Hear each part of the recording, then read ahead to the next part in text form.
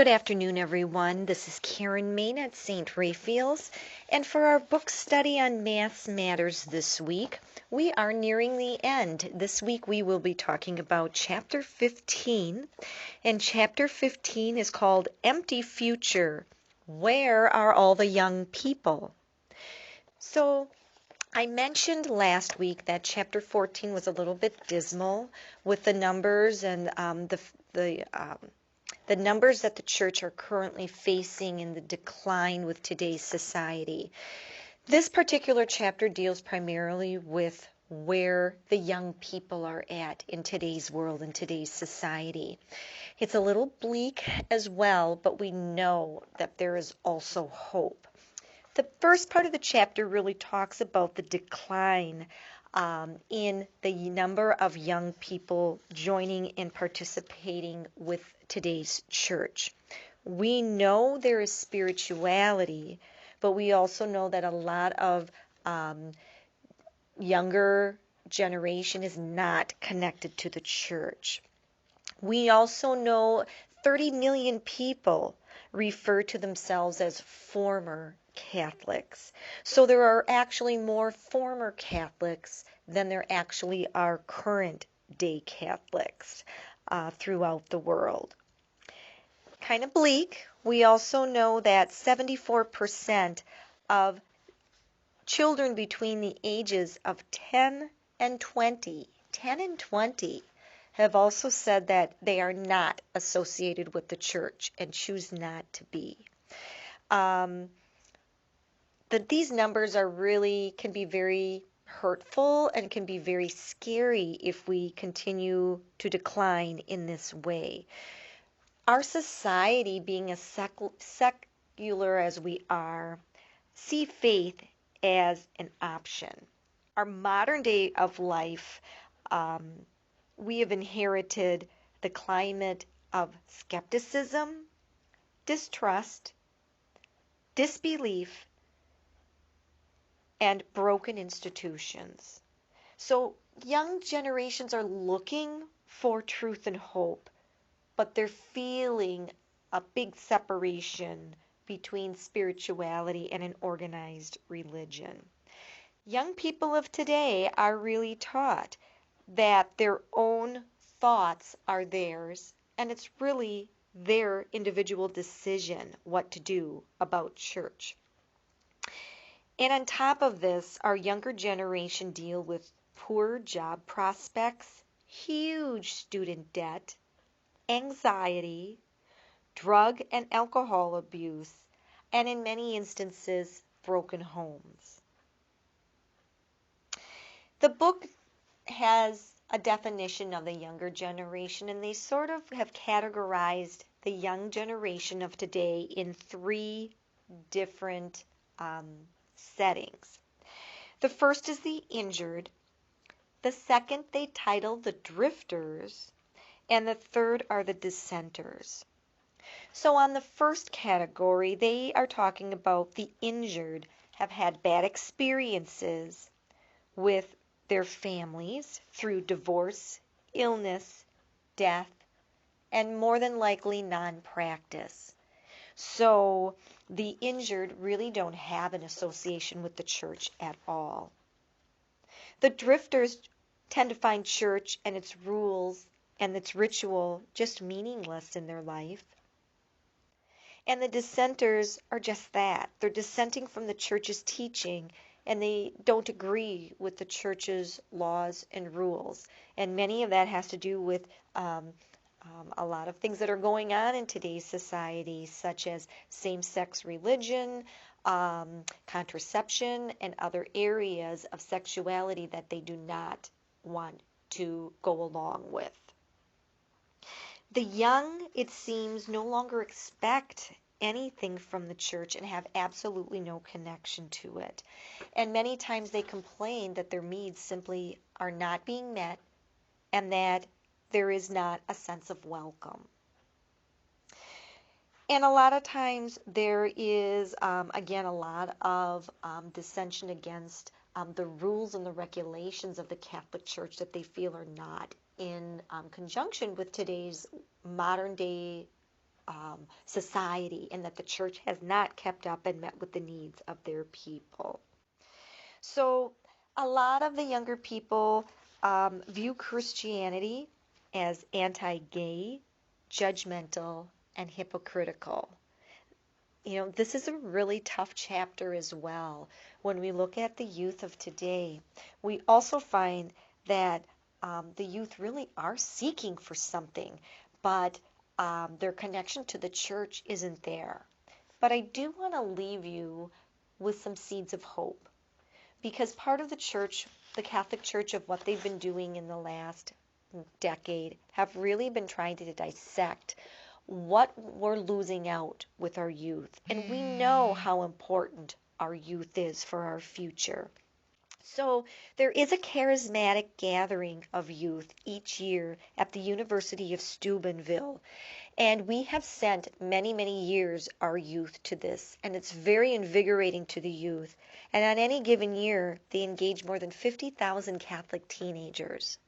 Unfortunately, this is not big news in today's society. We don't tend to see this on our local media channels. There's very little of this advertised or brought to our attention.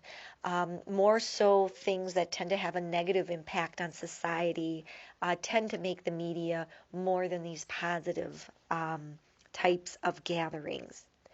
As many of you have heard, we have done this at one time too. There is a program called Theology on Tap, where we look to young adults, probably between the ages of 24 to 39, at an off-site gathering, even maybe at a local pub, where someone from the church can meet young people there, to meet them kind of on their own ground outside of the church, to talk about theology. The Alpha experience was very big, and it still is a part of our youth training that we're using for our confirmation students this year. And it's really, again, many times doing this on an off-Catholic site place, which engages people in a meal, in small group gathering setting, where it's non-threatening to talk about religion and experiences in their life.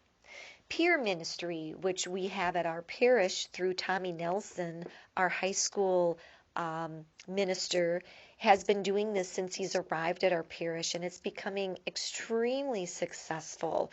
That he engages young adults that are leaving the high school age to come back to work with high school students, so that they then become the mentors for those students. And then when those students get through a retreat, then they go back and lead the retreat for the next students. So it's sort of putting the youth in charge of their spirituality and allowing them to grow at a very young age and to be comfortable in their skin about their spirituality and talking about their relationship with God.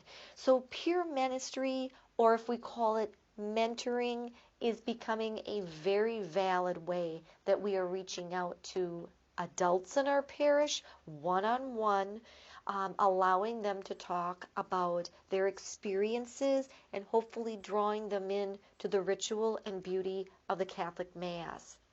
But sometimes the Catholic Mass is just too far advanced for their spiritual needs right now. So we need to have a starting ground. So those types of avenues through Theology on Tap, Alpha, peer ministry, Deacon John's adult mentoring program he was doing with adults, are really areas that we're working with more and more in our parishes right now and in the future, to engage people that have perhaps stepped away, that perhaps have no church understanding at all, but that are seeking for this spiritual understanding that they're longing for.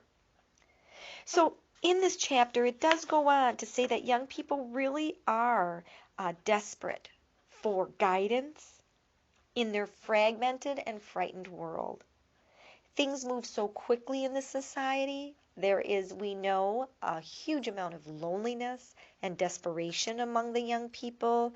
And so, in trying to engage them and to have that ability to come to these gatherings and then to church, to help them understand their faith, to have them understand the importance of communal worship, are all areas that we're striving for.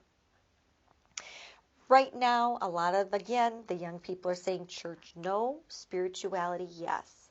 But we don't give up.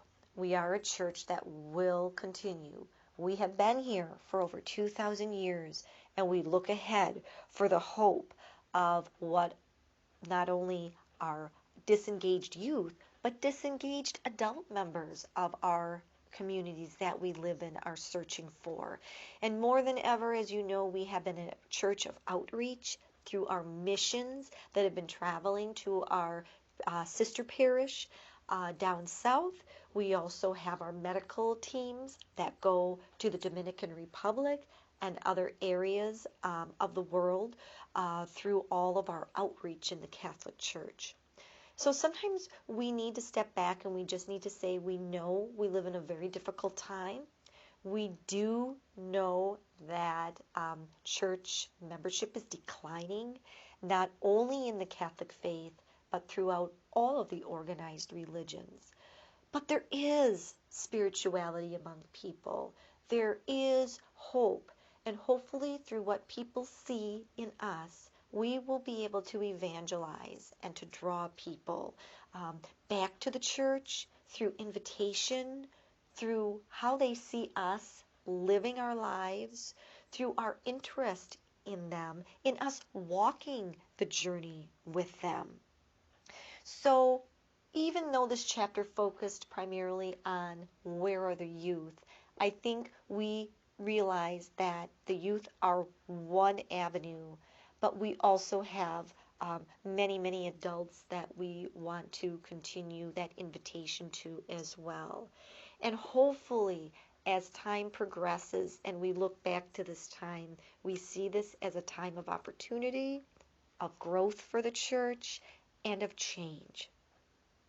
The big question that they had for discussion at the end of this chapter was primarily, what can parents do to get their children going to church? It's a huge question. And whether you're dealing with adult children or children that are under 18 still in your domain, huge, huge question. So again, hopefully through our attitude, our behavior, our love for the Catholic Church, our love for ritual, our love for Jesus, that we will be the people that will help to be the catalyst for all to see our Catholic faith as a wonderful source of spirituality, community, and personal growth. Thank you for listening. Have a great day. Bye-bye.